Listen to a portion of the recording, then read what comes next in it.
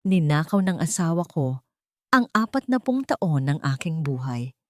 Habang nagkukuskos ako ng sahig na magkasama naming ipinundar, buong yabang niyang nilulustay ang ipon ko sa mas batang babae. Matanda ka na, sapat na ang 50,000 para hindi ka mamatay sa gutom. Ang malupit niyang utos. Akala niya guguho ang mundo ko.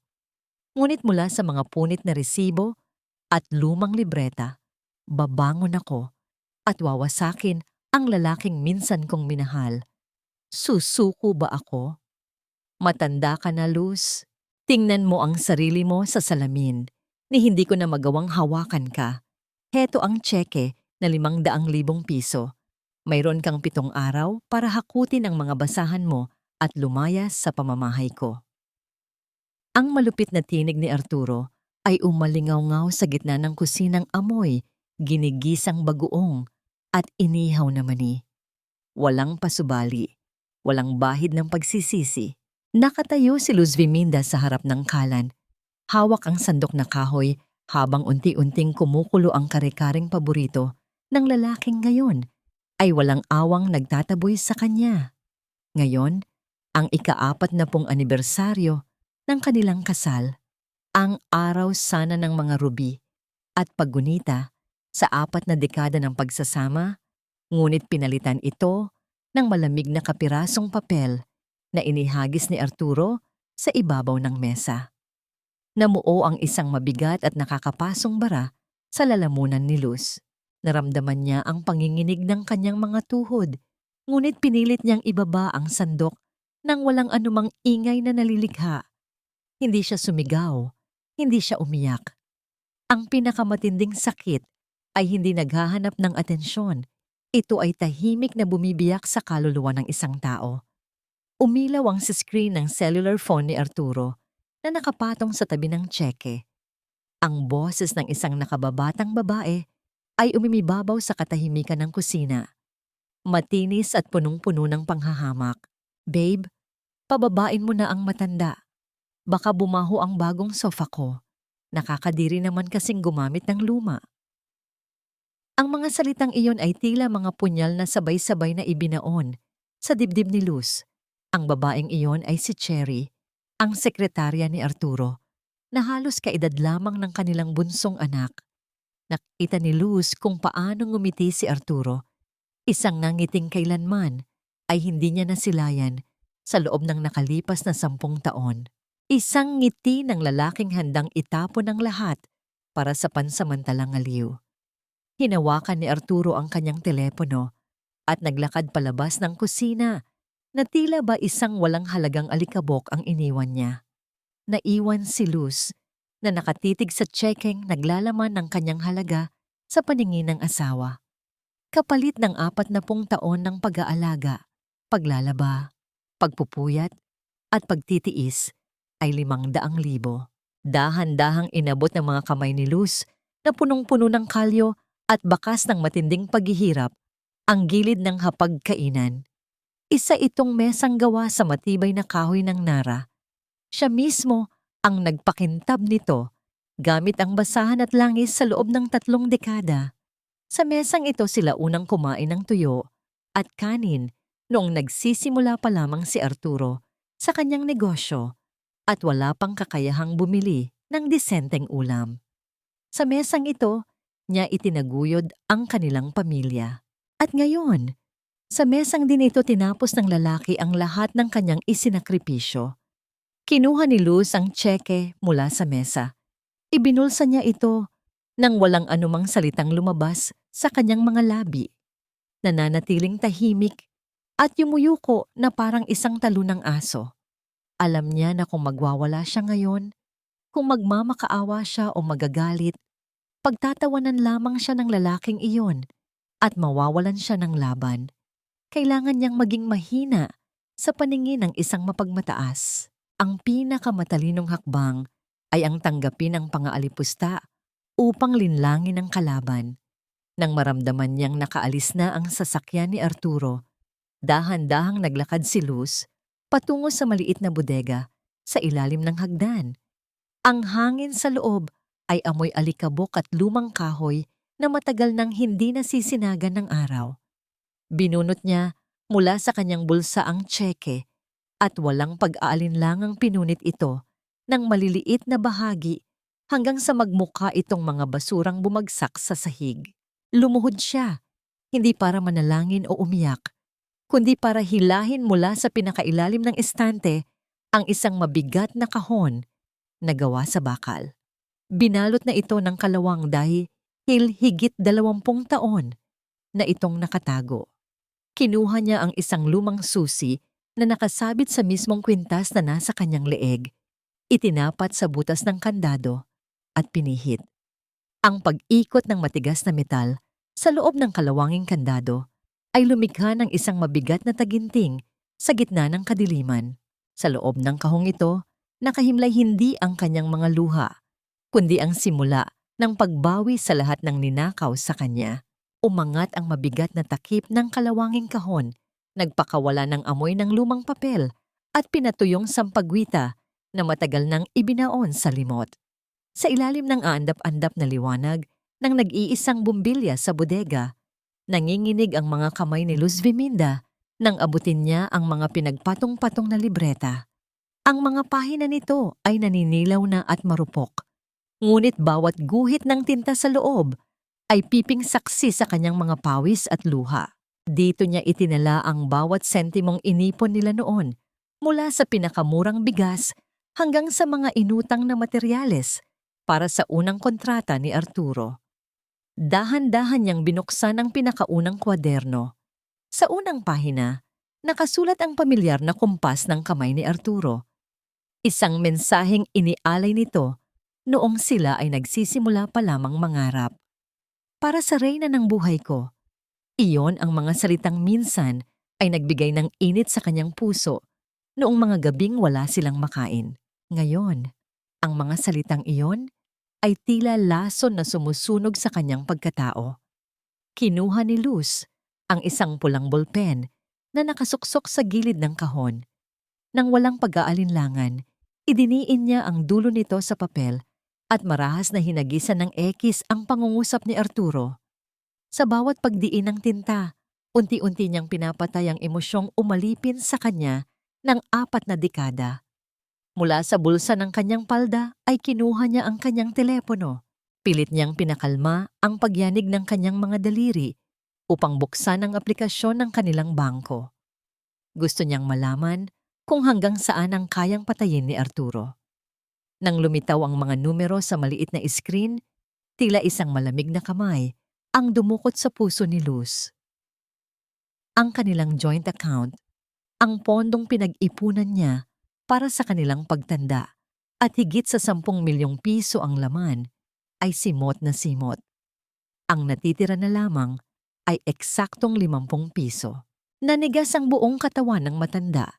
Hindi iyon simpleng pera lamang. Iyon ay ang kanyang mga hindi nabiling damit, ang mga bakasyong ipinagpaliban niya, ang mga sakit na tiniis niyang hindi ipagamot upang makapag-ipon lamang para sa pamilya. Ninakaw ni Arturo ang kanyang kahapon, ngayon at bukas upang ialay sa isang babaeng ni hindi pa isinisilang nang magsimula silang maghirap. Ang biglaang paglapat ng mabibigat na yabag mula sa labas ng bodega ang bumasag sa kanyang pagkatulala. Tumigil ito sa tapat ng pinto. Ang mapanguyam na boses ni Arturo ay tumagos sa manipis na kahoy, nagdadala ng labis na kayabangan at panunumbat. Luz, alam kong nandyan ka sa loob. Pinaiwan ko na sa ibabaw ng mesa yung waiver. Pumirma ka na at huwag ka nang magmatigas. Utang na loob mo sa akin ang buhay na meron ka ngayon. Ako ang nagtrabaho. Ako ang nagpasok ng pera sa pamilyang ito.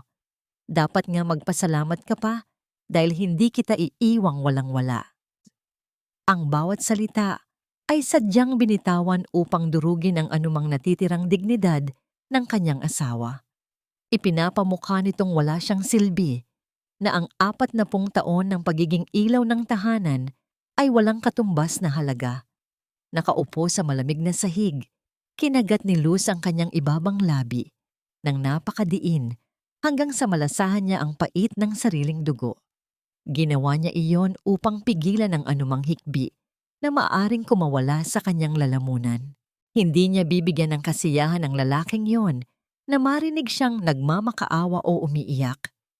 Kinuha niya ang mga lumang libreta at mahigpit na itinago sa loob ng kanyang damit.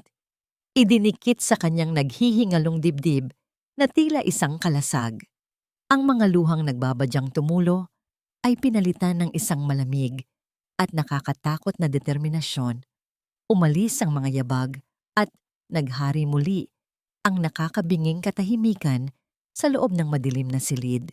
Hihinga na sana ng malalim si Luz upang pakalmahin ang kanyang sarili nang biglang magliwanag muli ang iskrin ng kanyang telepono na nakalapag sa sahig. Isang abiso mula sa bangko ang lumitaw. Hindi ito tungkol sa nawalang 10 milyon. Isa itong mensahe na nagkukumpirma sa isang bagong pautang. Ang kanilang bahay, ang nag-iisang ari-arian na nakapangalan sa kanya at pinaghirapan niyang ipundar, ay lihim na isinangla ng kanyang asawa nang walang pahintulot niya. At ang malaking halaga na nagmula sa sangla ay kasalukuyang inililipat sa isang bank account na nakapangalan kay Cherilyn Ramirez. Ang liwanag na nagmumula sa maliit na iskrin ng telepono sa gitna ng kadiliman ay paulit-ulit na kumislap, tumatagos sa mga mata ni Luz na ngayon ay nag-aalab sa pagnanasang maningil.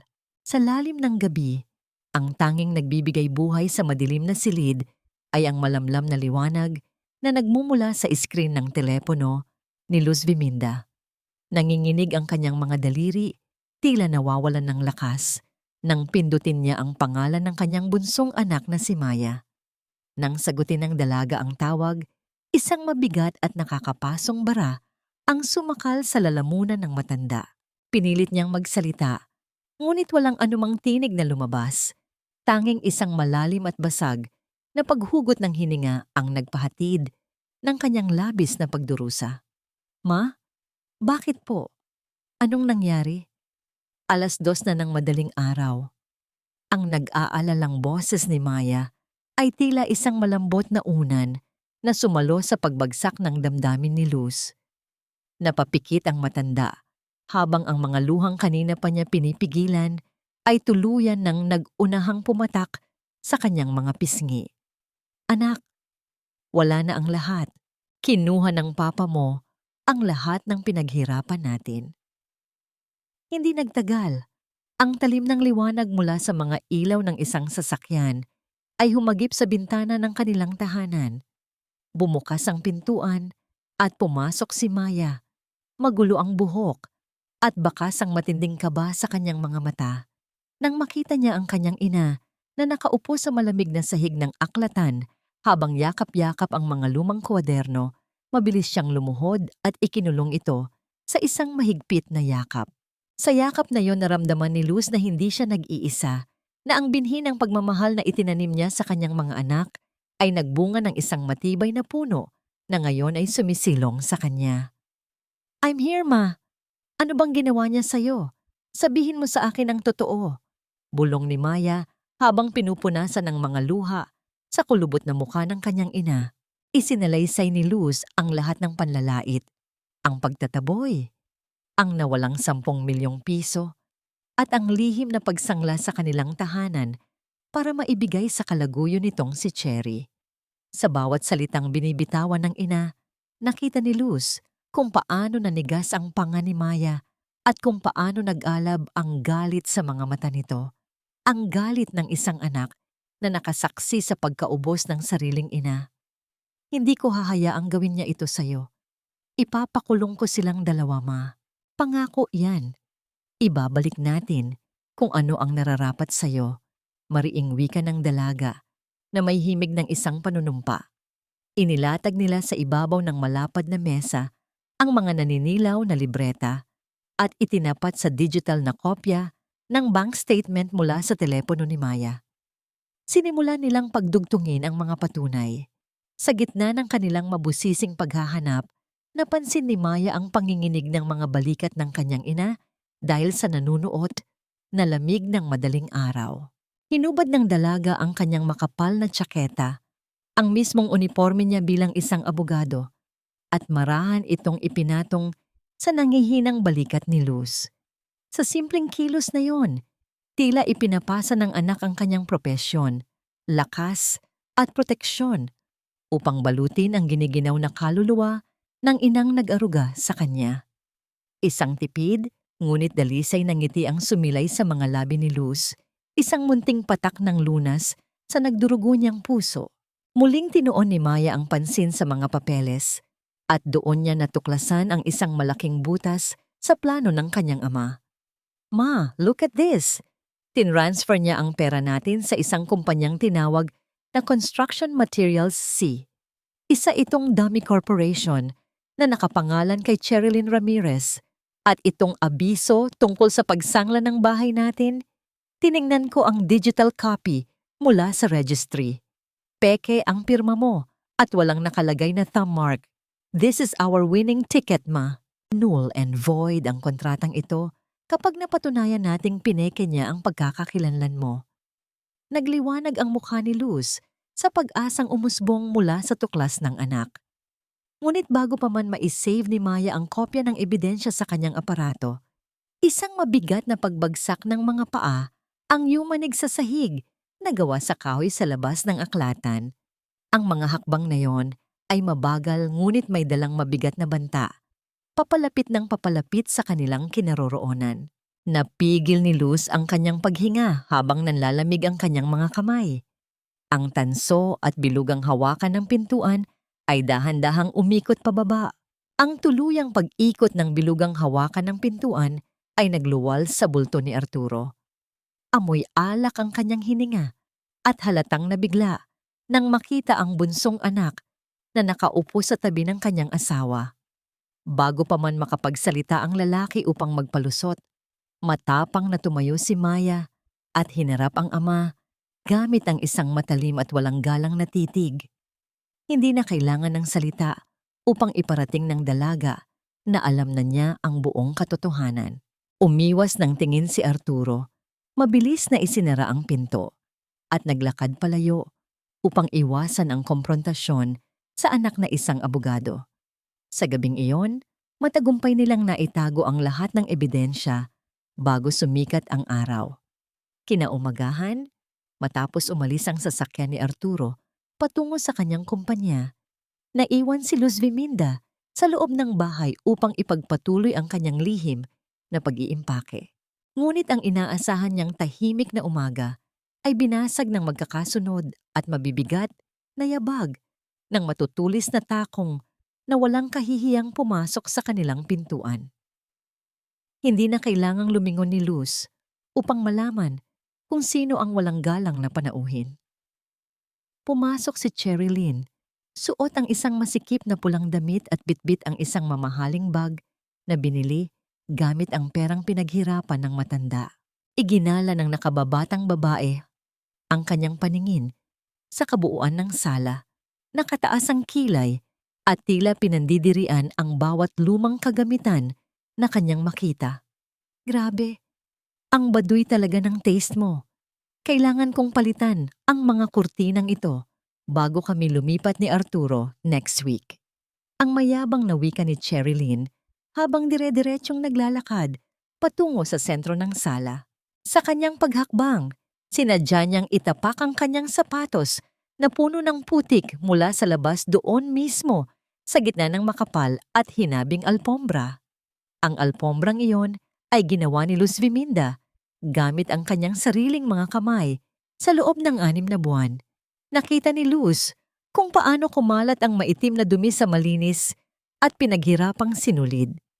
Umakyat ang matinding init sa kanyang batok at nanginig ang kanyang mga daliri sa pinipigilang galit.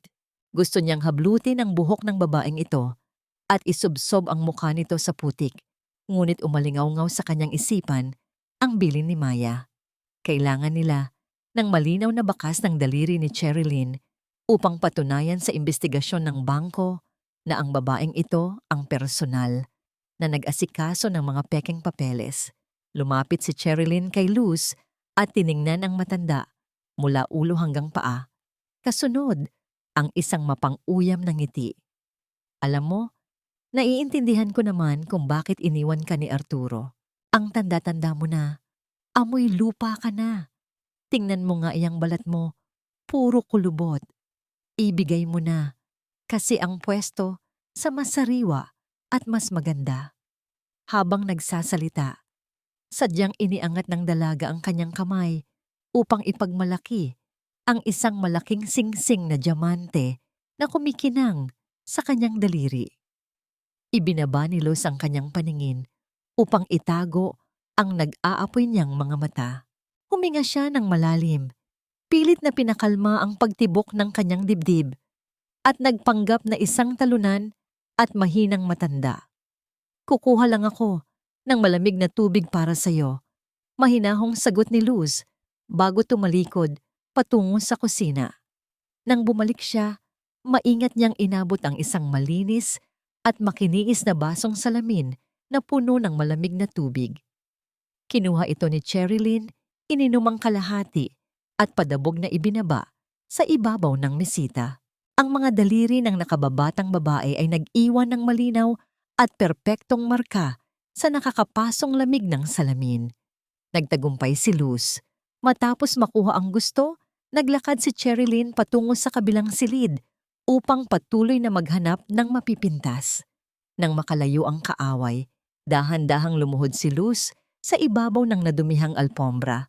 Kumuha siya ng isang malinis na basahan at maingat na pinunasan ng putik na iniwan ng sapatos ni Cherilyn. Hindi niya ginagawa ito dahil siya ay isang alipin sa sariling pamamahay. Nililinis niya ito dahil iginagalang niya ang sariling pawis at ang mga sugat sa kanyang mga kamay na lumikha sa obra maestrang iyon.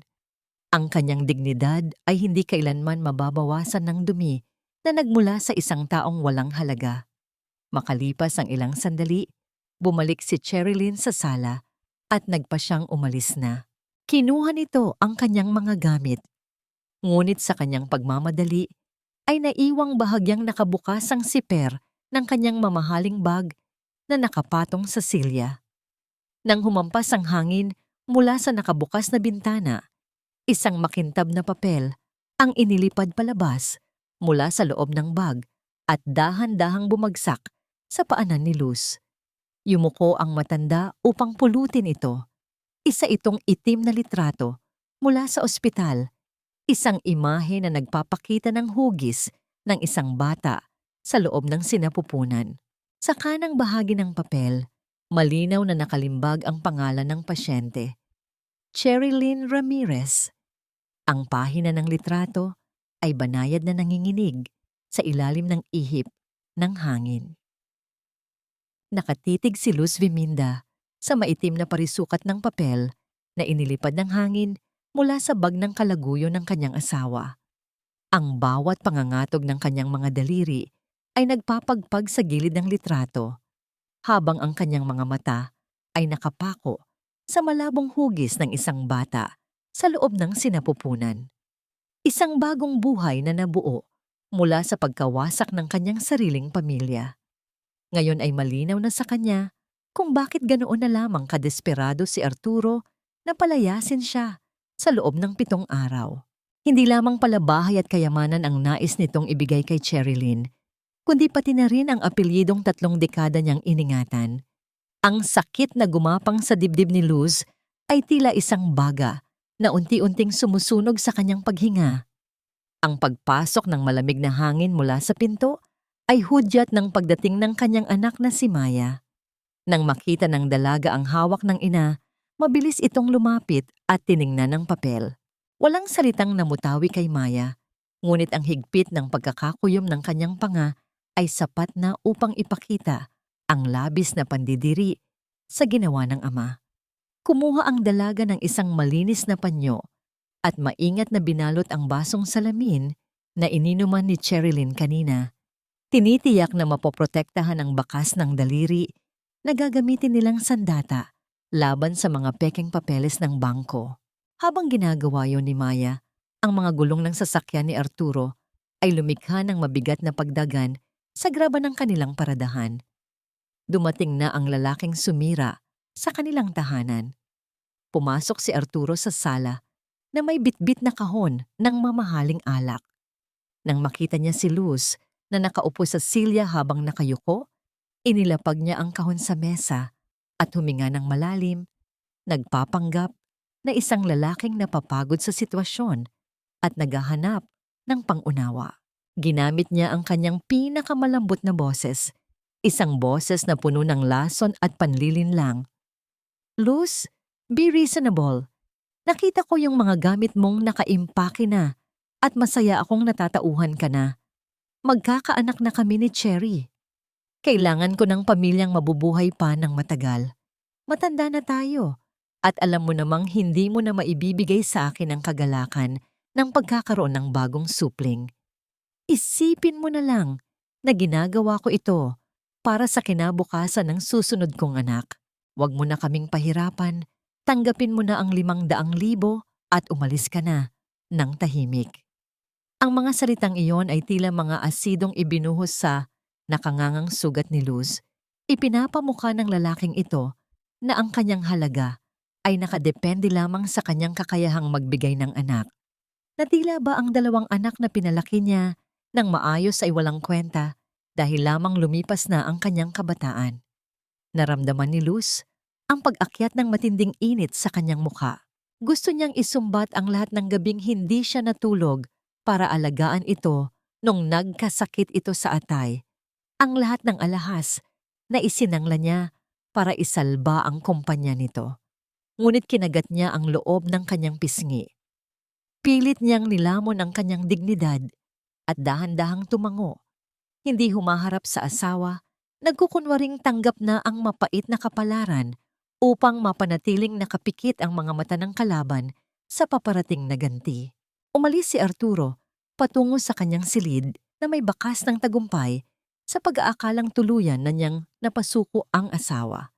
Nang makapasok si Luz sa kanyang sariling kwarto, binuksan niya ang pinakaibabang drawer ng kanyang aparador. Mula roon, hinugot niya ang isang lumang bestida na may maluwag na baywang, ang mismong damit na sinuot niya nung ipinagbubuntis niya si Maya. Idinikit niya ang malambot na tela sa kanyang pisngi. Sa simpleng sandaling iyon, naramdaman niya ang isang dalisay na pagmamahal na pumawi sa pait ng mga panlalait ni Arturo. Ang kanyang pagiging ina ay isang sagradong katotohanan na hindi kayang burahin o palitan ng sino mang kalaguyo. Ang mga anak niya, ang kanyang tunay na kayamanan, at ang pagmamahal nila ang magbibigay sa kanya ng lakas upang tumayo mula sa pagkakadapa. Isang mapait ngunit matapang na ngiti ang namuo sa kanyang mga labi. Bago pa man niya maibalik ang damit sa aparador, umilaw ang screen ng kanyang telepono mula sa isang mensahe ni Maya. Kinumpirma ng dalaga na tugma ang bakas ng daliri sa baso sa thumb mark na ginamit sa mga pekeng dokumento sa bangko. Hawak na nila ang ebidensya ng pandaraya. Ngunit ang munting kagalakang iyon ay agad na napawi nang sumunod na lumitaw ang isang opisyal na abiso mula sa kanyang Health Maintenance Organization. Ang kanyang medical insurance ang tanging pondong sumasagot sa mga mamahaling gamot para sa kanyang sakit sa puso at alta presyon ay formal ng kinansela ng pangunahing may-ari ng account na walang iba kundi si Arturo. Hindi na lamang pera o bahay ang nais nitong kunin. Unti-unti na rin nitong piniputol ang mismong dugtong ng kanyang buhay. Nakatitig sa malamig na liwanag ng telepono, isang katanungan ang bumalot sa isipan ni Luz. Hanggang saan ang kayang patayin ng lalaking minsan ay nangakong aalagaan siya habang buhay? Mabigat ang bawat hakbang ni Luz Viminda sa aspaltong kalsada patungo sa pinakamalapit na butika. Ang matalim na sikat ng araw sa umagang iyon ay tila pinipiga ang natitira niyang lakas. Ngunit kailangan niyang bumili ng gamot para sa kanyang alta presyon. Nang iabot niya sa kahera ang kanyang health card, isang tahimik na panalangin ang inusal niya na sana ay nagkamali lamang ang mensaheng natanggap niya kagabi. Inilagay ng parmasyutika ang card sa makina. Ilang sandali pa, Isang maliit at pulang ilaw ang mabilis na kumislap mula sa aparato, nagpapahiwatig ng pagkabigo. Ibinalik ng babae ang card na may kasamang malungkot na tingin at sinabing kinansela na ng pangunahing may-ari ang kanyang pribilehiyo. Parang may malamig na kamay na biglang sumakal sa leeg ni Luz. Ang gamot na yon ang nagpapanatili ng normal na tibok ng kanyang puso. Sa pagtanggal ng suportang yon, malinaw na hindi na lamang pagpapalayas ang nais ni Arturo, kundi ang unti-unting pagkitil sa kanyang buhay. Pilit nang ngumiti si Luz, nagdahilan na nakalimutan niya ang kanyang pitaka at naglakad palabas nang may nanginginig na mga tuhod. Sa kanyang paglalakad, pabalik sa kanilang komunidad, dumaan siya sa harap ng tindahan ni Aling Cora, kung saan nagkakatipon ang ilang kababaihan sa kanilang lugar. Bago pa man siya makalapit, napansin na niya ang pagbabago sa kanilang mga kilos. Ang mga matang kanina ay nakatingin sa malayo ngayon ay nakapako sa kanya. Nagdikit ang kanilang mga balikat at nagsimula ang pabulong na pag-uusap. Nakita ni Luz kung paano nila tinatakpan ang kanilang mga bibig upang itago ang mapanuyang pagngiti habang pasimpleng itinuturo ang kanyang direksyon. Walang nakakabinging halakak, ngunit ang kanilang mga mapanghusgang tingin ay mas matalim pa sa patalim. Alam niyang nakita ng mga ito ang pagparada ng magarang sasakyan ni Cherilyn kahapon. Sa mata ng lipunan, siya na ngayon ang pinaglipasan ng panahon, ang asawang walang kakayahang panatilihin ang init ng kanyang asawa, kaya pinalitan ng mas bata. Ang bigat ng kahihiyan ay tila dumagan sa kanyang dibdib, nagdulot ng panlalabo ng kanyang paningin at pagkinang ng malamig na pawis sa kanyang noo. Nang maramdaman niyang bibigay na ang kanyang mga binti, isang sasakyan ang mabilis na huminto sa kanyang gilid. Bumukas ang pinto at patakbong lumapit si Maya. Saktong nakasalo sa kanyang nanghihinang ina bago pa man ito tuluyang sumubsob sa sementadong daan. Isinandal ng dalaga si Luz sa kanyang balikat, walang pakialam sa mga mapanuring mata ng mga tsismosa sa paligid. Inalalayan niya ang kanyang ina, papasok sa malamig na sasakyan, pinainom ng tubig mula sa kanyang sariling lalagyan, at agad na bumalik sa botika upang bilhin ang mga kailangang gamot gamit ang sariling pera. Nang makabalik si Maya, kinuha niya ang magkabilang kamay ni Luz. Ang magaspang at nanginginig na mga daliri ng matanda ay binalot ng mainit at mahigpit na hawak ng kanyang anak. Dahan-dahang idinikit ni Maya ang mga kamay ng kanyang ina sa kanyang sariling pisngi. Ipinaparamdam ang isang dalisay at walang hanggang pag-ibig. Isang pilit na ngiti ang sumilay sa mga labi ni Luz, kasabay ng pagpatak ng isang mainit na luha. Hindi dahil sa lungkot, kundi dahil sa ginhawang malamang may nagmamahal pa sa kanya. Pagdating sa loob ng kanilang bahay, tahimik na inilatag ni Maya ang kanilang susunod na hakbang. Ipinaliwanag niyang bukas na ang ikapitong araw, ang mismong araw na itinakda ni Arturo para palayasin siya. Ito rin ang araw ng grand opening ng bagong opisina ng kumpanya ng lalaki, isang perpektong pagkakataon upang isilbi ang utos ng korte. Ngunit upang matiyak na matutupad ang pag-freeze sa lahat ng ari-arian, kailangan nilang hanapin ang orihinal na titulo ng pangunahing opisina na nakapangalan pa rin sa niloko nitong asawa. Nagtungo si Luz sa silid ng kanyang asawa at binuksan ang pinakaibabang kabinet kung saan itinatago ni Arturo ang kanyang mga lumang kurbata. Habang kinakapan niya ang ilalim ng makapal na kahoy na dama ng kanyang mga daliri, ang isang matigas at nakadikit na sobre. Hinila niya ito at dahan-dahang binuksan ang takip na papel.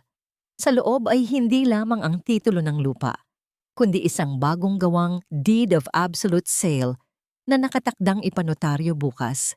Nakasaad doon ang tuluyang paglipat ng buong kumpanya at lahat ng ari-arian nito sa pangalan ni Cherilyn Ramirez. Kung hindi nila mapipigilan si Arturo bukas ng umaga, tuluyan nang mabubura ang 40 taon ng dugo at pawis ni Luz na tila ba hindi siya kailanman nabuhay sa mundong ito. Napakuyom ang mga kamay ni Luz Viminda, hindi sa takot, kundi sa isang malamig at naghihintay na puot. Hanggang kailan magdurusa ang isang pusong labis na nagmahal. Nanginginig ang magkabilang kamay ni Luz Viminda habang mahigpit na nakahawak sa malamig na papel ng Deed of Absolute Sale. Ang mga itim na letra na naglilipat ng kanilang kumpanya sa pangalan ni Cherilyn Ramirez ay tila mga langgam na gumagapang at kumakagat sa kanyang balat.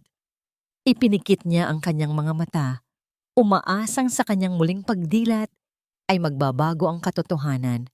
Ngunit ang papel na hawak niya ay patunay ng isang pagtatraidor na higit pa sa kayamanan. Ito ay ang pagpatay sa kanyang dignidad at pag-iral bilang asawa ni Arturo. Maya-maya pa, naramdaman niya ang isang mainit na patak ng luha na bumagsak sa likod ng kanyang kamay. Hindi na niya napigilan ang pagguho ng kanyang emosyon. Umupo siya sa sahig ng silid. Itinago ang kanyang mukha sa kanyang mga tuhod at hinayaan ang sariling umiyak ng tahimik. Naramdaman niya ang paglapit ni Maya. Lumuhod ang dalaga sa kanyang harapan. Dahan-dahang inalis ang mga kamay na nagtatakip sa kanyang mukha at pinunasan ng mga luhang umaagos sa kanyang kulubot na pisngi. Ang bawat haplos ni Maya ay puno ng awa at pagmamahal, isang mainit na lunas sa nagyayelong puso ng matanda. Kinuha ni Maya ang dokumento mula sa kamay ng ina at binasa ang nilalaman nito. Isang malalim na pagbuntong hininga ang pinakawalan ng dalaga. Ang kanyang mga mata ay nanlilisik sa galit, ngunit ang kanyang tinig ay nanatiling kalmado at buo. Ma, this is it.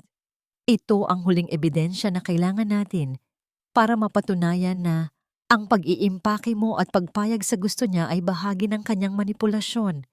Itinatago niya ang katotohanan tungkol sa kumpanya habang pinapalayas ka. Kapag ipinakita natin ito bukas sa korte, kasama ang mga pekeng dokumento mula sa bangko, hindi lang siya mawawalan ng ari-arian. Maari siyang makulong. Ang salitang makulong ay umalingaw-ngaw sa isipan ni Luz Viminda.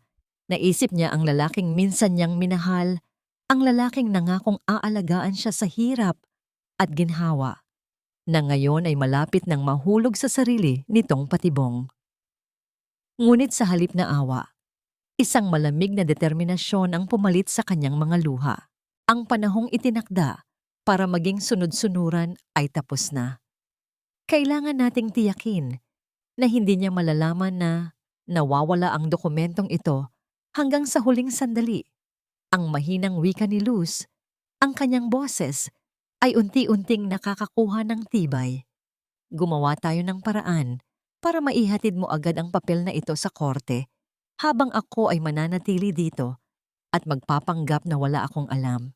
Tumango si Maya, mabilis na kinuha ang kanyang telepono at kinunan ng larawan ang buong dokumento mula sa iba't ibang anggulo bago itinago ang orihinal sa loob ng kanyang itim na portfolyo. Bago tuluyang umalis ang dalaga, mahigpit siyang niyakap ni Luz, ibinulong ang kanyang pasasalamat at pagmamalaki sa katapangang ipinapakita ng kanyang anak. Pagsapit ng gabi, ang katahimikan ng bahay ay muling nabasag nang dumating si Arturo. Ang kanyang mga hakbang ay hindi na pasuray-suray, hindi tulad ng mga nakaraang gabi. Ngayon ay puno ito ng kumpiyansa. Tila ba ipinagdiriwang na niya ang nalalapit na paglaya mula sa asawa. Pumasok siya sa sala, nakangiti habang niluluwagan ang kanyang kurbata. Nang makita si Luz na tahimik na nagtitiklop ng mga huling piraso ng kanyang damit sa loob ng isang lumang maleta, isang mapang-uyam na tawa ang gumuhit sa kanyang mga labi. Mabuti naman at naiintindihan mo na ang posisyon mo, ang aroganteng panimula ni Arturo habang nakasandal sa hamba ng pinto. Tingnan mo nga naman, pagkatapos ng 40 taon, aalis ka rin pala sa pamamahay ko. At least, may ibinigay pa rin akong 500,000 para makapagsimula ka ulit. Dapat nga magpasalamat ka sa kabaitan ko. Pinilit ni Luz na huwag pansinin ang panginginig ng kanyang mga kamay. Ibinaba niya ang huling damit sa loob ng maleta at dahan-dahang isinara ang zipper nito. Hinarap niya si Arturo. Ang kanyang ekspresyon ay blanko, walang bahid ng puot o kalungkutan. Iyon ang ekspresyong kailangan niyang panatilihin upang itago ang naglalagablab na bagyo sa kanyang kalooban. Lahat ng mga gamit ko ay handa na. Ang walang emosyong sagot ni Luz Viminda. Gusto ko lamang matapos ito. Nakita ni Luz kung paano naging mas kampante si Arturo. Tila ba ang pagpapakumbaba niya ay nagpataba sa ego ng lalaki. Inabot ni Arturo ang isang maliit na sobre mula sa kanyang bulsa at itinapon ito sa ibabaw ng mesa. Narito ang mga papeles ng diborsyo at ang kasunduan sa paghahati ng mga gamit. Pirmahan mo na bago ka umalis bukas. Hindi pinansin ni Luz ang sobre. Tinitigan lamang niya ang lalaking nasa kanyang harapan. Sinusubukang hanapin ang bakas ng binatilyong minsan ay nangako sa kanya ng walang hanggang pag-ibig sa ilalim ng ulan. Ngunit wala na siyang nakita. Ang lalaking ito ay isang estranghero, isang halimaw na nagkukubli sa likod ng magarang damit at huwad na ngangiti. Ang kanyang kaluluwa ay matagal nang nabulok kasama ng mga sinira nitong pangako. Maaari ba akong matulog ng maaga? Mahaba pa ang araw bukas. Ang tanging lumabas sa bibig ni Luz. Nagkibit-balikat lamang si Arturo. Naglakad patungo sa kusina upang kumuha ng alak at hindi na siya nilingon pa. Bumalik si Luz sa kanyang silid, ngunit hindi siya natulog. Umupo siya sa gilid ng kama, pinagmasdan ang maletang naglalaman ng lahat ng natitira sa kanyang buhay. Sa labas ng bintana, ang buwan ay nagtatago sa likod ng makapal na ulap. Tila nakikiramay sa bigat ng gabing iyon. Bukas ay ang huling araw. Bukas ay ang araw ng paniningil. Habang iniisip niya ang nalalapit na bukas, isang katanungan ang hindi maalis sa kanyang isipan. Matapos ang lahat ng pagkawasak, may matitira pa kaya sa pagkatao niya na kayang muling bumangon at magmahal? Malamig ang simoy ng hangin na pumapasok mula sa awang ng bintana habang mag-isang nakatayo si Luz Viminda sa harap ng kanyang malaking aparador. Sa ilalim ng maputlang liwanag ng buwan, isa-isa niyang hinaplos ang mga mamahaling damit at sutlang pantulog na nakasabit doon. Ang mga ito ay mga regalong binili ni Arturo sa nakalipas na mga taon. Dati, inakala niyang ang mga telang ito ay simbolo ng pagmamahal, ngunit ngayon ay nauunawaan na niya ang tunay na kahulugan ng mga yon. Ang mga ito ay suhol, mga pampalubag loob upang takpan ang mga gabing hindi umuuwi ang kanyang asawa, mga kagamitang ginamit upang gawin siyang isang magandang palamuti sa loob ng isang ginintuang hawla. Walang pag-aalinlangang hinablot niya ang mga damit na yon at inihagis sa loob ng itim na supot ng basura. Hindi na niya kailangan ng anumang bagay na nagpapaalala sa kanyang pagiging sunod-sunuran. Nang maubos ang mga damit sa isang bahagi ng aparador, dumapo ang kanyang paningin sa isang sulok kung saan nakatago ang isang mabigat at depadyak na makinang panahi na ipinamana pa ng kanyang yumaong ina. Maingat niya itong hinaplos, dinarama ang magaspang na kahoy at malamig na bakal. Ito ang tunay niyang pamana. Isang kasangkapan ng kasipagan at tibay ng loob, hindi katulad ng mga nabulok na pangako ng kanyang asawa. Ang pagninilay-nilay ni Luz ay naputol nang bumukas ang pintuan ng silid na may kasamang mabigat na puwersa. Pumasok si Arturo. Ang kanyang buong pagkatao ay nababalot ng matapang na amoy ng alak at pamamahinga mula sa mga bisyo ng gabi. Ang kanyang mga mata ay mapula at ang kanyang paglalakad ay walang tiyak na direksyon hanggang sa bumagsak siya sa gilid ng malambot na kama.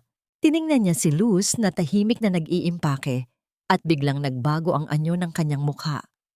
Pinilit ng lalaki na magmukhang kaawa-awa, lumikha ng mga huwad na luha na unti-unting namuo sa gilid ng kanyang mga mata. Isa itong kasanayan ng pagmamanipula na matagal nang kabisado ni Luz. Luz, alam kong masakit. Ang panimula ni Arturo. Ang boses ay sadyang pinalatag upang magtunog biktima ng sitwasyon. You have to understand, I still care for you. Mahal pa rin kita bilang asawa. Pero kailangan ko ng tagapagmana. Ang negosyo ko Ang imperyong itinayo ko, kailangan ng isang anak na lalaki na magpapatuloy nito. It's a man's legacy, Luz. Matanda na tayo. Intindihin mo na lang sana na hindi ko ito ginagawa para saktan ka, kundi para sa kinabukasan ko. Tanggapin mo na lang ang nangyari dahil wala na tayong magagawa. Habang nakikinig sa mga salitang nagdadahilan, naramdaman ni Luz ang pag-ikot ng kanyang sikmura sa labis na pandidiri. Iginigiit ng lalaking ito na ang kanyang pagtataksil ay isang banal na tungkulin, na ang pagnanakaw sa buhay ng kanyang asawa ay isang sakripisyong dapat nitong pasalamatan. Ngunit sa halip na sumigaw o ipagtanggol ang kanyang sarili tulad ng ginagawa niya noon, nanatiling mahinahon si Luz. Lumapit siya kay Arturo na kasalukuyang nakayuko. Inabot ang kwelyo ng gusot nitong polo at dahan-dahang inayos ang pagkakabatikos nito. Ang kilos na ito ay hindi nagmula sa pag-ibig, kundi isang huling pagganap bilang isang asawang handa ng magpaalam. Matulog ka na, Arturo. Ang malamig at patag na tinig ni Luz Viminda, ang kanyang mga mata ay walang anumang bakas ng emosyon. Bukas, magbabago ang lahat. Nang makatulog si Arturo dahil sa kalasingan, lumayo si Luz at umupo sa harap ng salamin. Itinaas niya ang kanyang kaliwang kamay at tinitigan ang gintong singsing na nakakapit sa kanyang palasingsingan sa loob ng 4 na dekada.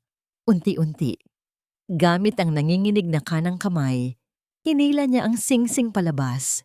Dumikit ito ng bahagya sa kanyang balat na tila ayaw bumitaw. Ngunit sa huli ay nakawala rin ito.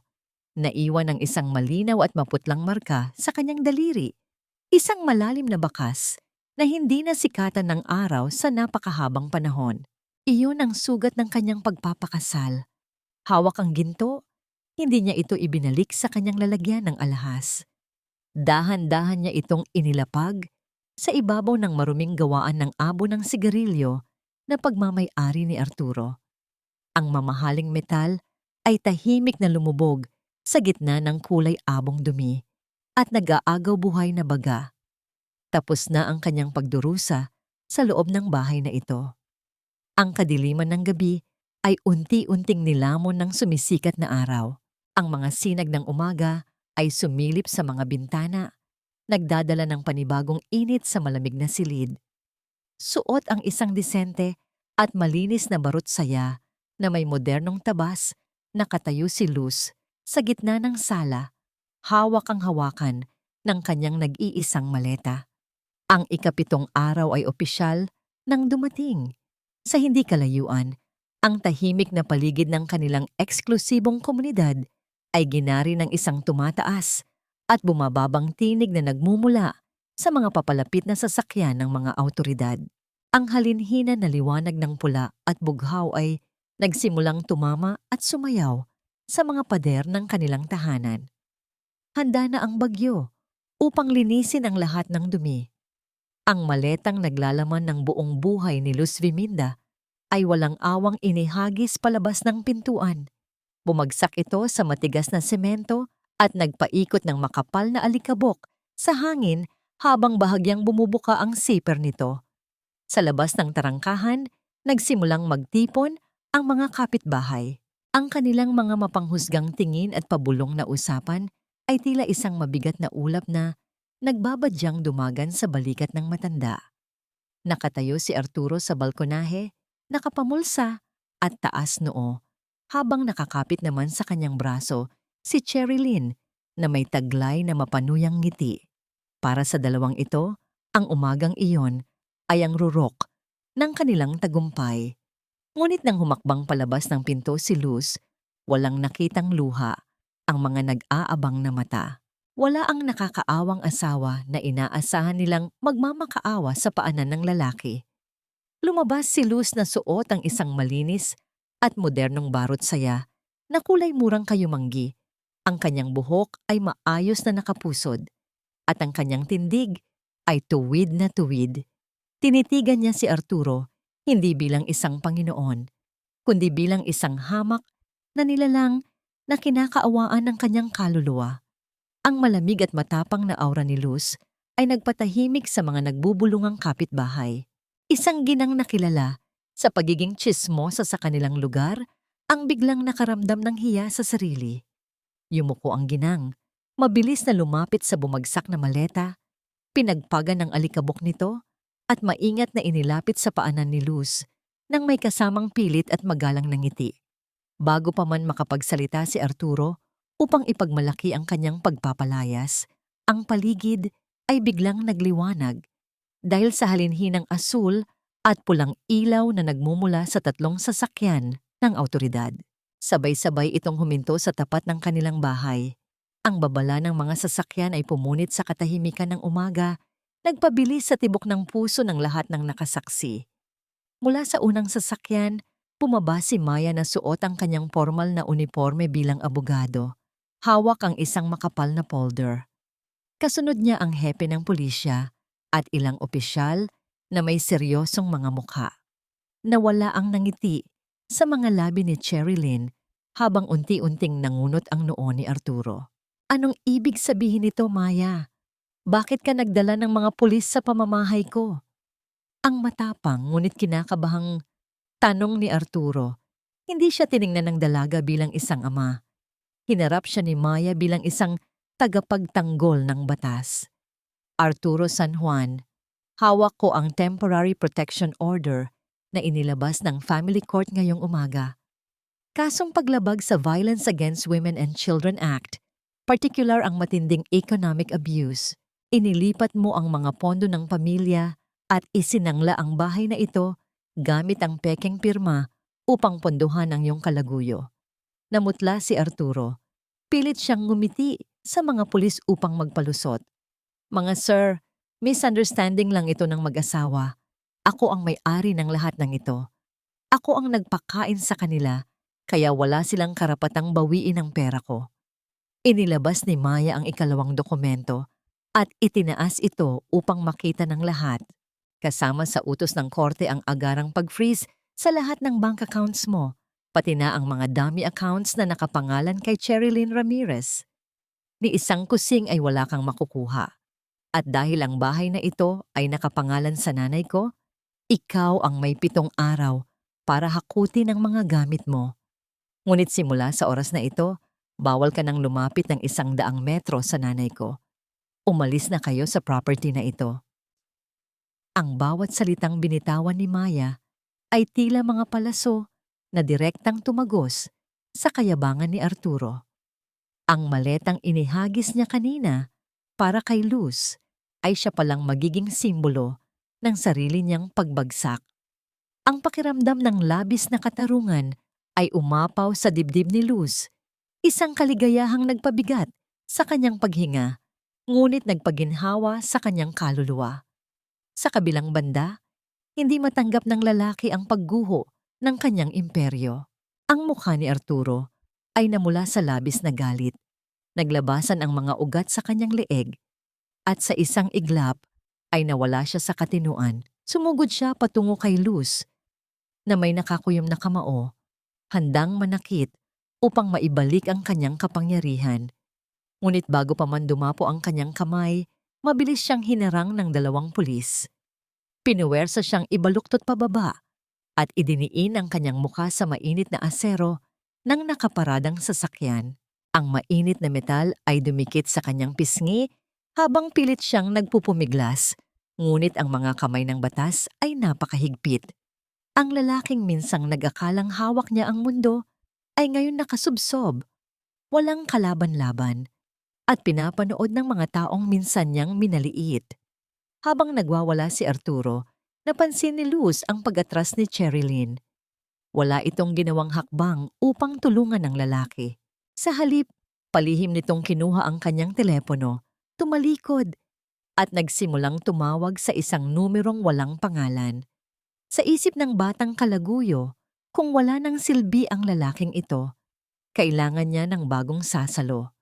Matapos ang 40 taon ng paghihirap, tinitigan ni Luz ang asawang nakadapa sa init ng araw, naghihintay na tuluyang masunog sa sarili nitong kasakiman. Unti-unting lumuwag ang pagkakahawak ng mga pulis kay Arturo sapat upang makatayo siya ngunit nanatiling nakagapos ang kanyang dignidad. Pinalayo siya sa bakuran ng mismong bahay na inaangkin niya, habang ang mga mata ng kanyang mga kapitbahay ay nakamasid sa kanyang matinding pagbagsak. Hinanap ng kanyang mga namumulang mata si Cherilyn, ang babaeng pinag-alayan niya ng lahat ng nakaw na yaman. Nakatayo ang babae sa dulo ng kalsada, mag-krus ang mga braso at may malamig na titig na hindi niya nakasanayan. Lumapit si Arturo, pilit inaayos ang gusot sa kanyang mamahaling polo upang panatilihin ang natitirang piraso ng kanyang kayabangan. "Cherry babe, umalis na tayo rito. Sumakay na tayo at pumunta sa kondo mo. Kakausapin ko ang mga abogado ko bukas at aayusin natin ito." Isang mapaklang na ngiti ang sumilay sa labi ng nakababatang babae. Tiningnan niya si Arturo mula ulo hanggang paa. Tila sinusuri ang isang sirang kagamitan na wala ng pakinabang. "Kondo ko? Narinig mo naman siguro yung anak mong abogado, di ba? Naka-freeze ang lahat ng accounts mo, Arturo. Ibig sabihin, pati yung pambayad mo sa hulugan ng kondo at sasakyan ay tigil din. Ano nang mangyayari sa akin? Anong ipapakain mo sa akin? Matatamis na salita at mga pangakong walang pondo." Natigilan ng lalaki. Ang mundo niya ay tila tumigil sa pag-ikot habang pilit na pinoproseso ang malamig na katotohanang ibinabato ng kanyang kalaguyo. Pero paano ang anak natin? Paano ang kinabukasan ng bata? Umatras si Cherilyn, tila iniiwasan ng isang nakakahawang sakit na maaring dumapo sa kanya. "Anak mo? Tingin mo ba talaga sa edad at kalusugan mong yan ay kaya mo pang bumuo ng bata? Umayos ka nga, Arturo. Negosyo lang ang lahat ng ito. Sayang lang ang oras ko sa'yo dahil pabagsak na pala ang imperyo mo." Tinalikuran ng babae ang lalaking walang-wala na. Naglakad si Cherilyn patungo sa isang naghihintay na sasakyan sa kanto, kung saan nakadungaw ang isang mas batang lalaki, ang tunay na ama ng kanyang dinadala. Tuluyang naiwan si Arturo sa gitna ng nakakapasong init ng araw. Mag-isang pinagmamasdan ang pagguho ng kanyang mga ilusyon at ang malupit na ganti ng tadhana. Sa loob ng bahay, dahan-dahang isinara ni Luz Biminda ang makapal na pintuang kahoy. Nang lapatan ng bakal ang hamba at tuluyang maghiwalay ang labas at loob, tila naputol ang matibay na tanikala na nakapulupot sa kanyang leeg sa loob ng 40 taon. Nawalan ng lakas ang kanyang mga tuhod, hindi dahil sa lungkot, kundi dahil sa biglaang pagkawala ng napakabigat na dalahin. Sinalo siya ni Maya at maingat na inalalayan patungo sa malambot na sofa. "Tapos na, Ma. Wala na siya. Hindi na niya tayo masusundan dito." Malumanay na pag-aalo ng kanyang anak habang pinapahid ang malamig na pawis sa noo ng matanda. Pumunta si Maya sa kusina at nagtimpla ng mainit na tsa. Nang ibigay niya ang saro kay Luz, ang init na nagmumula sa porselana ay gumapang sa mga nanginginig na daliri ng ina, nagbibigay ng kakaibang ginhawa na matagal na niyang hindi naramdaman. Tiningnan ni Luz ang kabuuan ng sala. Wala na ang presensya ng lalaking laging naguutos, nagmamaliit, at nagpapamukha ng kanyang mga kakulangan. Ang hangin sa loob ng tahanan ay biglang naging magaan at dalisay. Isang malalim na paghugot ng hininga ang pinakawalan niya. Kasunod ang pagpatak ng mga luha na hindi nagmula sa sakit, kundi naghugas sa pait ng kanyang nakaraan. May lungkot pa rin para sa mga taong nasayang, ngunit mas nangingibabaw ang kapayapaan. Nang humupa ang matinding emosyon, nagpa siyang bumalik si Luz sa kanyang silid upang magpalit ng damit. Habang naglalakad siya sa pasilyo, napansin niya ang isang madilim na bagay na naiwan sa sahig malapit sa pintuan. Malamang ay nahulog mula sa bulsa ni Arturo noong siya ay nagpupumiglas sa mga awtoridad. Yumuko si Luz at pinulot ang isang lumang pitaka na gawa sa balat. Nang buksan niya ito upang ibigay sana kay Maya bilang karagdagang ebidensya, isang nakatuping papel na naninilaw ang nakapukaw ng kanyang pansin. Ito ay nakatago sa pinakaloob na bahagi, hiwalay sa mga pera at card. Dahan-dahan niyang binuklat ang marupok na papel na halos mabutas na sa nipis. Ang mga salitang nakasulat doon ay nagpatigil sa pagtibok ng kanyang puso. Ito ay hindi isang lihim tungkol sa negosyo o resibo ng pamimili para kay Cherilyn. Isa itong liham mula sa nakaraan na matagal nang ibinaon ng lalaking nanira sa kanyang buhay, isang katotohanan na mas malalim pa sa pagtataksil nito ngayon. Ano ang matinding lihim na pilit itinatago ni Arturo sa loob ng maraming dekada? Nanginginig ang mga kamay ni Luz Viminda habang dahan-dahang binubuklat ang naninilaw na papel na tila ba isang marupok na bahagi ng kanyang sariling kasaysayan. Sa loob ng tahimik na silid, ang tanging maririnig ay ang kanyang mabigat na paghinga at ang banayad na pagkaluskos ng papel sa bawat galaw ng kanyang mga daliri. Ang bawat linyang nakasulat sa liham ay nagmula sa panulat ng kanyang yumaong ama. Higit 40 taon na ang nakalilipas.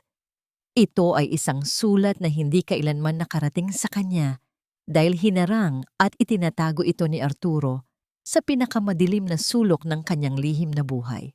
Habang binabasa ni Luz ang mga salita, tila naririnig niya ang malumanay na tinig ng kanyang ama na matagal na niyang hinahanap-hanap. Nakasaad sa liham na bago pa man sila ikasal ni Arturo, nagbigay ang kanyang ama ng napakalaking halaga. 100,000 piso na noong panahong yon ay sapat na upang makapagsimula ng isang marangyang buhay. Ibinigay ito ng kanyang ama kay Arturo bilang isang lihim na dote o silent dowry na may tanging layunin na siguraduhin ang kaginhawaan at kaligtasan ni Luz Viminda sakaling magkaroon ng krisis. Ang pinakamasakit na bahagi ay ang pakiusap ng kanyang ama kay Arturo na huwag itong sasabihin kay Luz upang hindi ito maging dahilan ng katamaran, kundi isang sandata sa oras ng pangangailangan. Nabitawan ni Luz ang liham at naramdaman niya ang isang matinding lamig na dumaloy sa kanyang mga ugat. Sa loob ng 4 na dekada, pinaniwala siya ni Arturo na nagsimula sila sa wala. Paulit-ulit nitong ipinamukha sa kanya na ito lamang ang mag-isang bumuo ng imperyo, na lahat ng kinakain at isinusuot ni Luz ay utang na loob niya sa henyo at pagsisikap ng lalaki. Ginamit ni Arturo ang sariling mana ni Luz upang itayo ang kumpanya, habang hinahayaan siyang magtrabaho na parang alipin sa loob ng bahay, tinitiis ang gutom at pagod para lamang makatipid para sa kanilang kinabukasan. Ang bawat sentimong ipinagdadamot sa kanya ni Arturo ay pera palang nagmula sa pagmamahal ng kanyang sariling ama. Ang gaslighting na naranasan niya ay hindi lamang nagsimula noong nakilala nito si Cherilyn. Ito ay nagsimula sa unang araw pa lamang ng kanilang sumpaan sa harap ng altar. Pumasok si Maya sa silid at nakita ang kanyang ina na nakatulala sa kisame habang umaagos ang mga luha sa mga kulubot nitong pisngi. Mabilis na lumapit ang dalaga at pinulot ang liham na nahulog sa sahig. Habang binabasa ni Maya ang nilalaman, ang kanyang mga mata ay nanlaki sa labis na gulat at pagkamuhi. Ang kanyang ama ay hindi lamang isang taksil na asawa, kundi isang magnanakaw ng kapalaran at isang bihasang mandaraya na binuo ang kanyang buong pagkatao sa ibabaw ng isang malaking kasinungalingan. Ma, this changes everything. Ang nanginginig na tinig ni Maya habang niyayakap ang kanyang ina. Hindi lang economic abuse ang ginawa niya. This is fraud and theft of inheritance. Ginamit niya ang pera ni Lolo para itali ka sa kanya, para gawin kang sunod-sunuran habang siya ang nagpapakasasa sa yaman na sayo naman talaga dapat. Hinawakan ni Luz ang mga kamay ni Maya. Dinarama ang init ng kanyang anak upang pawiin ang pait na nanunuot sa kanyang kaluluwa. Isang mapait na tawa ang kumawala sa kanyang mga labi, isang tawang puno ng pangungutya sa sarili at sa lalaking minahal niya ng sobra. 40 taon, Maya. 40 taon akong naniwala na wala akong halaga kung wala siya. 40 taon akong nagpasalamat sa bawat baryang ibinibigay niya sa akin nang hindi ko alam na ninanakaw lang pala niya ang sa akin. Bumalik ang tingin ni Luz sa liham, ngunit may napansin siyang isang pangalan sa pinakaibabang bahagi sa isang postscript na halos hindi na mabasa dahil sa mantsa ng lumang tinta. Nakasulat doon na ang perang yon ay idineposito sa isang trust account sa ilalim ng pangalan ng isang tao na hindi niya kilala. Elena. Ang pangalang iyon ay tila isang bagong palaisipan na nagbukas ng isa pang pinto sa madilim na silid ng mga sikreto ni Arturo. Sino si Elena at bakit sa kanya ipinagkatiwala ng kanyang ama ang huling sandata para sa kanyang kaligtasan? Habang tinititigan ni Luz ang pangalang iyon, isang malamig na kaba ang muling bumalot sa kanyang puso. Mayroon pa bang mas malalim na katotohanan na hindi pa niya natutuklasan? Ang bawat pag-usad ng kamay ng orasan sa dingding ay tila isang mabagal na paghukay sa mga nakalibing na lihim ng nakaraan.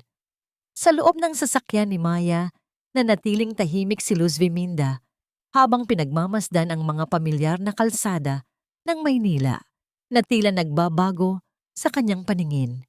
Ang pangalang Elena ay paulit-ulit na umaalingaw-ngaw sa kanyang isipan, isang himig na nagmumula sa isang panahong lipos ng kawalang malay. Naalala niya ang isang babaeng laging nasa tabi ng kanyang ama noong siya ay bata pa. Isang matapat na katiwala, isang kaibigang hindi matatawaran ng katapatan. Mamalapit na tayo. Ayon sa records, nakatira siya sa isang maliit na subdivision sa Laguna. Ang malumanay na tinig ni Maya habang maingat na nagmamaniobra sa gitna ng trapiko. Nang huminto ang sasakyan sa tapat ko isang payak, ngunit malinis na bahay na napapalibutan ng mga namumukadkad na halaman ng bougainvillea, naramdaman ni Luz ang isang kaba na hindi maipaliwanag. Bumukas ang pintuang kahoy at lumabas ang isang matandang babae. Maputi na ang buhok at may suot na salamin, ngunit ang kanyang mga mata ay nananatiling matalas at puno ng karunungan. Nang magtama ang kanilang mga paningin, isang mahinang singhap ang pinakawalan ni Elena. Mabilis itong lumapit at hinawakan ang mga kamay ni Luz. Dinarama ang init ng balat na tila isang patunay na buhay ang alaala ng kanyang matalik na kaibigan. Kamukhang kamukha mo ang iyong ama, Luz Viminda. 40 taon akong naghintay na kumatok ka sa pintuang ito. Ang basag na tinig ni Elena habang inaakay sila papasok sa loob ng bahay na amoy sariwang kape at luma, ngunit malinis na kagamitan. Sa loob ng silid, inilabas ni Elena ang isang makapal na folder na nakabalot sa plastic. Ipinaliwanag niya na ang trust account na iniwan ng ama ni Luz ay hindi kailanman nagalaw ni Arturo. Kahit ilang beses itong sumubok na kunin ang pera sa nakalipas na mga dekada. Ang kondisyon ng kanyang ama ay malinaw.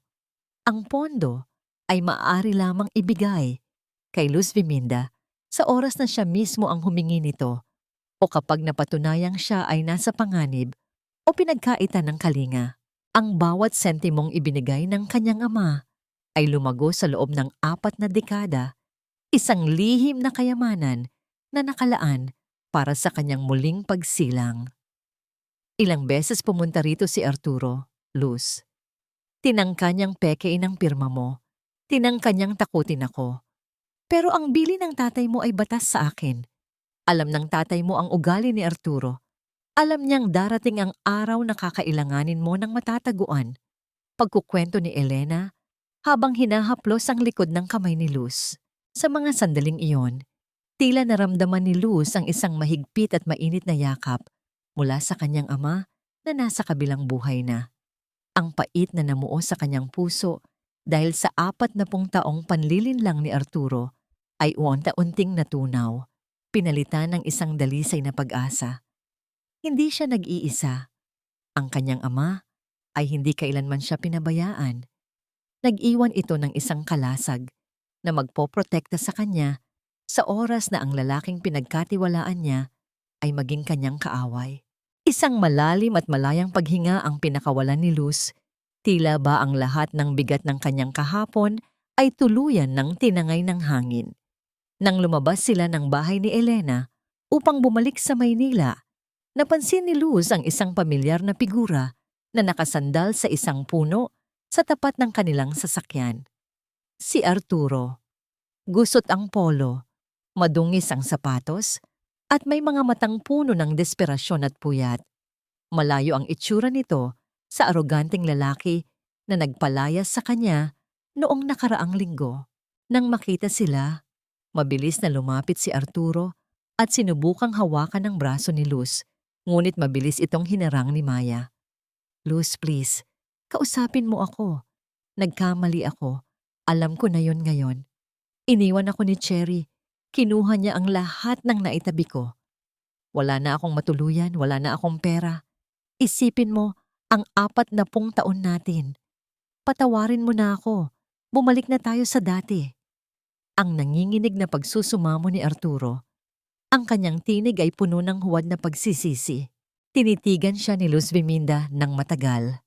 Hinanap niya ang anumang bakas ng pagmamahal na dating nagpapatibok sa kanyang puso.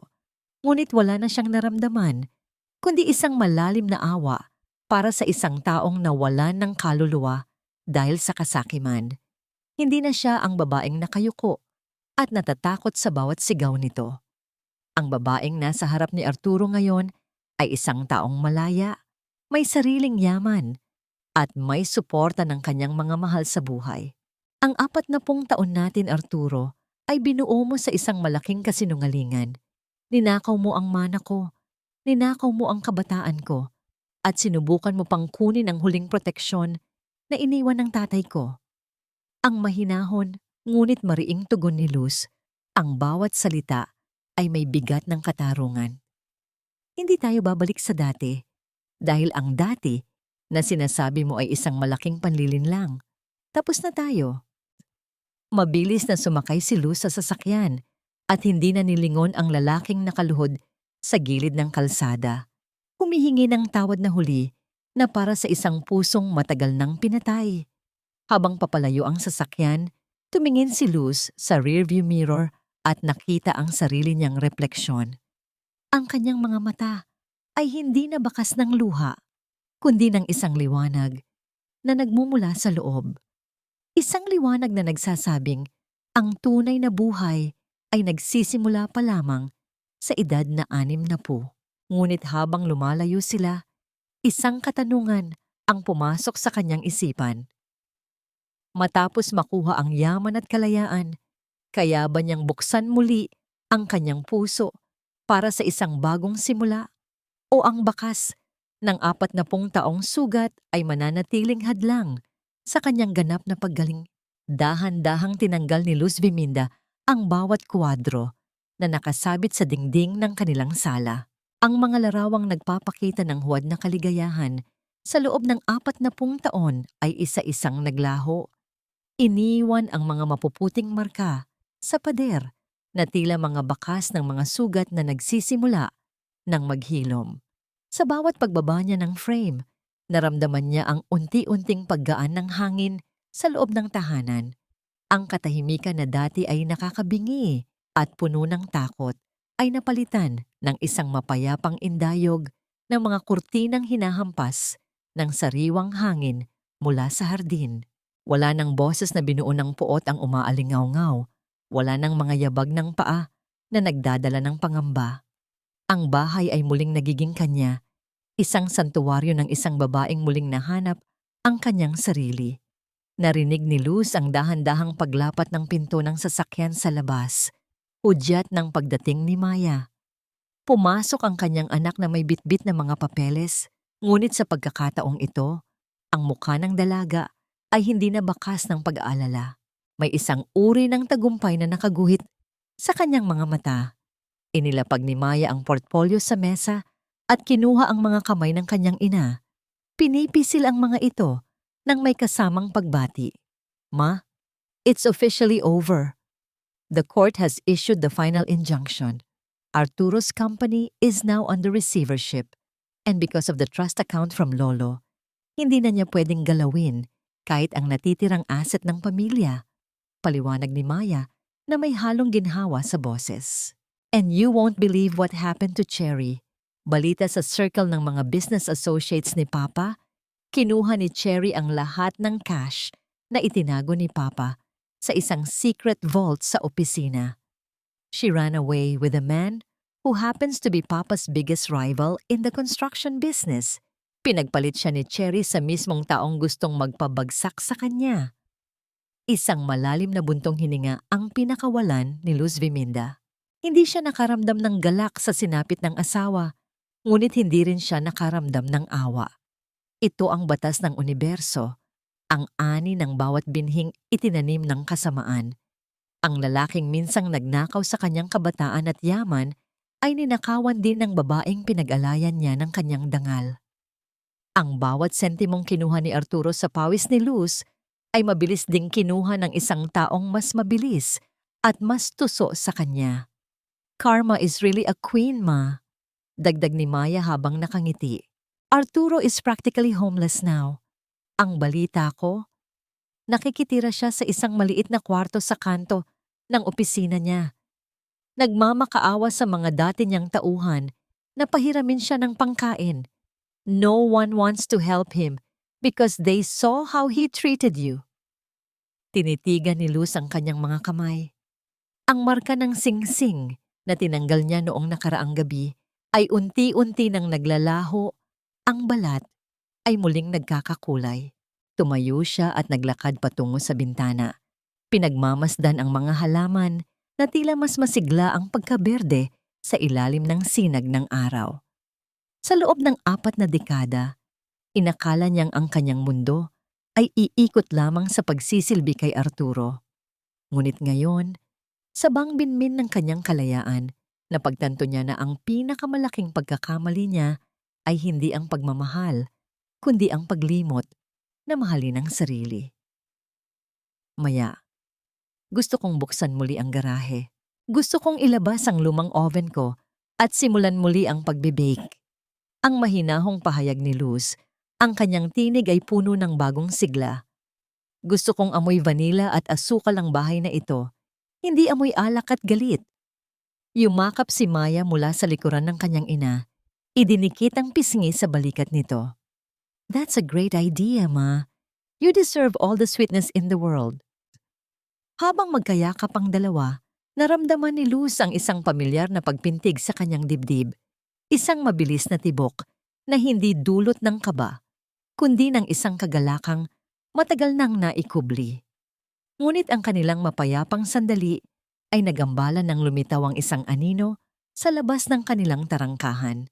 Isang lalaking nakayuko, may bitbit na isang plastik ng basura na naglalaman ng kanyang mga huling gamit at nakatitig sa bahay na may mga matang puno ng pagsisisi at inggit. Hindi ito si Arturo na humihingi ng tawad. Ito ay si Arturo na may hawak na isang dilaw na sobre, isang subpena para sa kasong kriminal na isinampa ni Maya laban sa kanya. Sa kabila ng lahat ng tagumpay, isang katanungan ang muling bumagabag kay Luz. Sa huling yugto ng labanang ito, handa ba siyang harapin ang lalaking sumira sa kanya sa loob ng korte?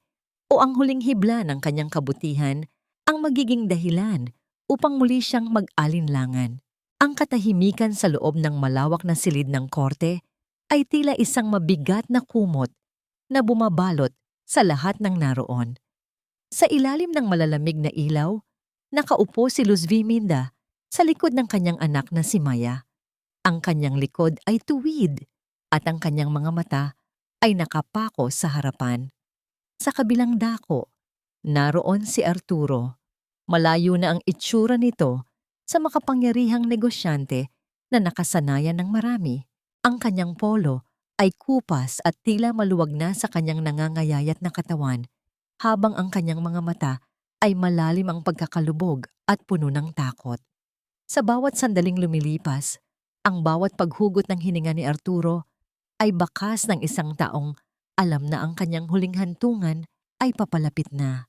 Tumayo si Maya, hawak ang mga naninilaw na libreta na tila ba ito ang pinakaimportanteng kasulatan sa buong mundo.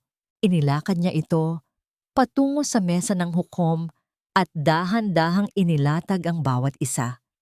Ang bawat paglapat ng mga lumang kwaderno sa makinis na kahoy ng mesa ay tila isang mabigat na hakbang patungo sa katarungan. Sa kanyang pagpapaliwanag, hindi lamang mga batas ang binanggit ni Maya. Isinalaysay niya ang kwento ng bawat sentimong itinala ng kanyang ina, ang bawat sakripisyo, at ang lihim na pondong ninakaw ni Arturo mula sa mana ni Luz Biminda. Your Honor, ang mga libretang ito ay hindi lamang listahan ng mga gastusin. Ito ang mapa ng 40 taon ng paggawa, pagtitiis, at panlilinlang. Ang mariing panimula ni Maya, ang kanyang tinig, ay buo at umaalingaw-ngaw sa bawat sulok ng silid.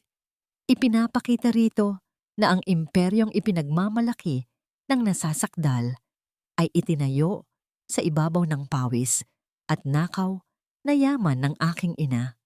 Ang bawat tagumpay ni Arturo San Juan ay isang krimen laban sa babaeng nagbigay sa kanya ng lahat.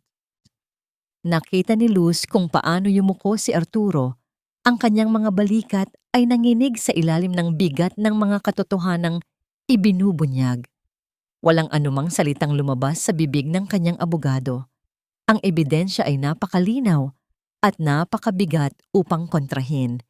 Nang tumayo ang hukom upang ibigay ang huling hatol, ang tanging maririnig sa buong korte ay ang mahinang pagtibok ng mga puso ng mga naroon.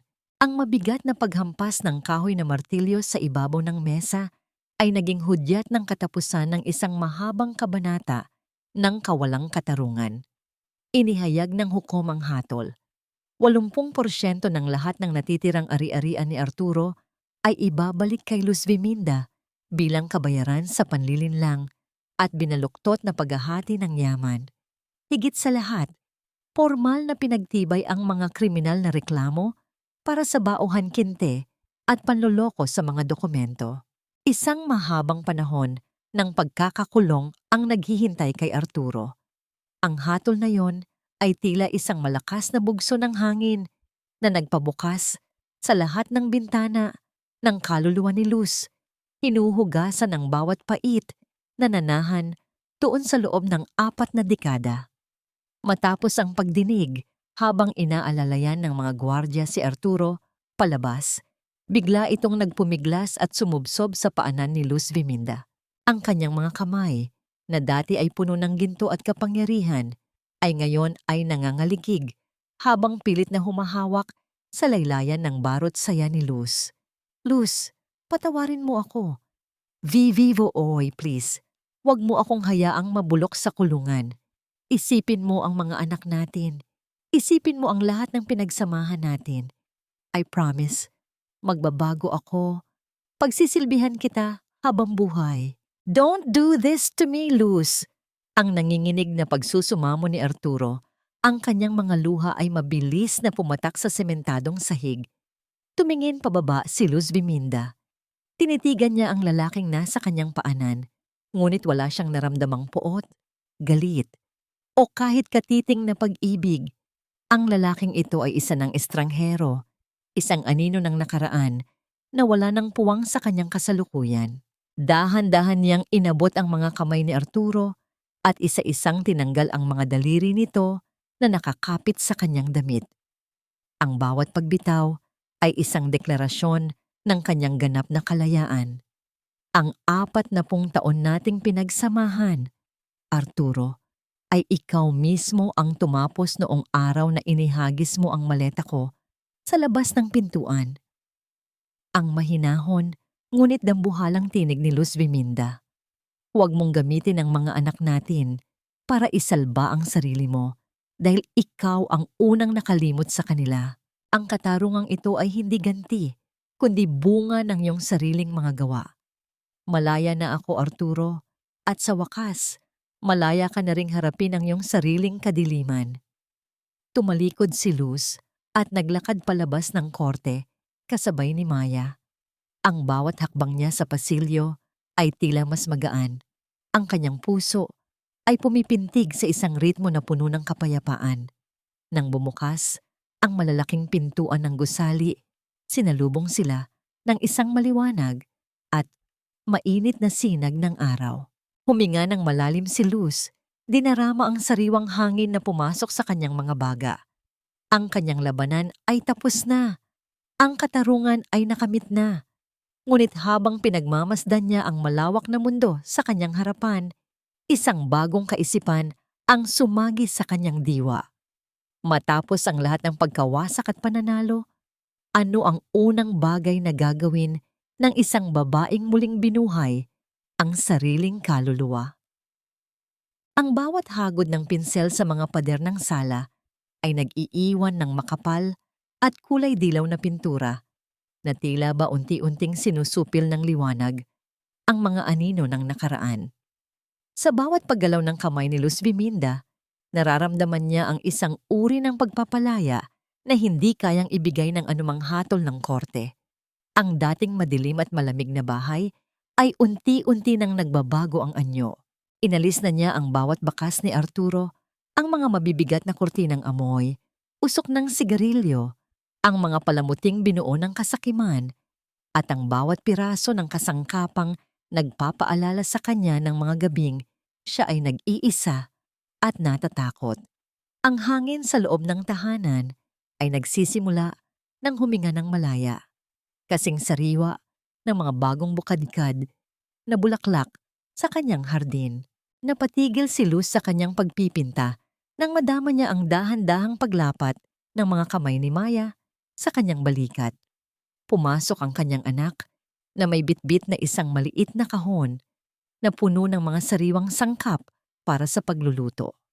Ang amoy ng banilya at kanela ay agad na humalo sa amoy ng bagong pintura, lumilikha ng isang atmosperang puno ng pag-asa at bagong simula. Nagkatinginan ang mag-ina at sa katahimikang iyon, isang malalim na unawaan ang nagpalitan sa kanilang mga mata. Wala nang kailangang sabihin, ang katarungan ay nakamit na at ngayon ay panahon na para sa kanilang muling pagkabuo. Ma, ang ganda ng aura ng house ngayon. It feels so light. Parang nakakahinga na tayo ng maluwag. Ang nakangiting wika ni Maya habang inilalapag ang mga sangkap sa ibabaw ng malinis na counter ng kusina. I'm so proud of you, Ma. Hindi mo lang binawi ang bahay na ito. Binawi mo rin ang sarili mo. Isang matamis at payapang ngiti ang sumilay sa mga labi ni Luz Biminda. Kailangan nating palitan ang bawat mapait na alaala dito, anak. Gusto ko na sa bawat sulok ng bahay na ito, ang tanging mararamdaman ay pagmamahal at kapayapaan. Magbubukas ako ng isang maliit na home bakery dito sa garahe natin. Tatawagin ko itong ang libreta ni Luz. Dito, ang bawat tinapay na gagawin ko ay simbolo ng aking muling pagbangon. Sa hapon na yon, sa unang pagkakataon, matapos ang napakaraming taon, muling binuksan ni Luz ang kanyang lumang oven. Ang init na nagmumula sa loob nito ay hindi na nagdadala ng pagod, kundi ng isang kagalakang matagal nang naikubli. Habang hinahalo niya ang harina at asukal, ang bawat galaw ng kanyang mga daliri ay tila isang sayaw ng pasasalamat. Ang bamtim sa kanyang puso ay unti-unti nang naglalaho, pinalitan ng isang matatag na pundasyon ng pagtitiwala sa sarili.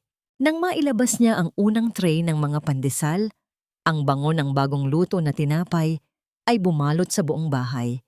Tila isang basbas na nagpapatunay na ang lahat ay maayos na. Matapos ang kanilang merienda, nagtungo si Luz sa banyo upang maghugas ng kanyang muka. Pagharap niya sa salamin, hindi na siya nagulat sa mga kulubot sa gilid ng kanyang mga mata o sa mga puting buhok na sumisilip sa kanyang anit. Sa halip, hinaplos niya ang kanyang sariling pisngi ng may labis na pagmamahal. Ang mga linyang yon sa kanyang muka ay hindi na simbolo ng pagtanda at pagkalanta.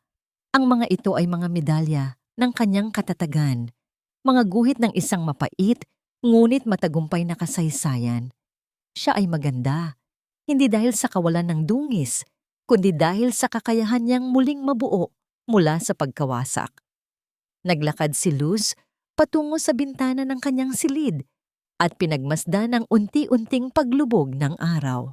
Ang kalangitan ay nababalot ng kulay rosas at lila, isang tanawing nagbibigay ng katahimikan sa kanyang kaluluwa.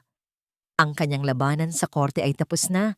Si Arturo ay nahaharap na sa kanyang sariling kadiliman at ang yaman ng kanyang ama ay ligtas na sa kanyang mga kamay.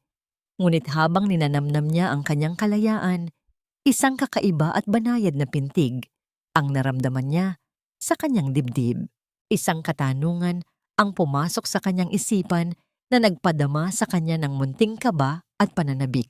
Matapos ang 40 taon ng pagkakakulong sa isang maling pag-ibig, handa na ba ang kanyang puso na tumanggap ng isang bagong uri ng pagmamahal? Isang pagmamahal na nagsisimula sa kanyang sarili at maaaring magbukas ng pinto para sa isang taong tunay na magpapahalaga sa kanya. Lumipas ang 1 taon at ang dating malamig at malungkot na tahanan ni Luz Viminda ay tuluyan ng nabalot ng init ng pag-asa at bango ng bagong luto na tinapay.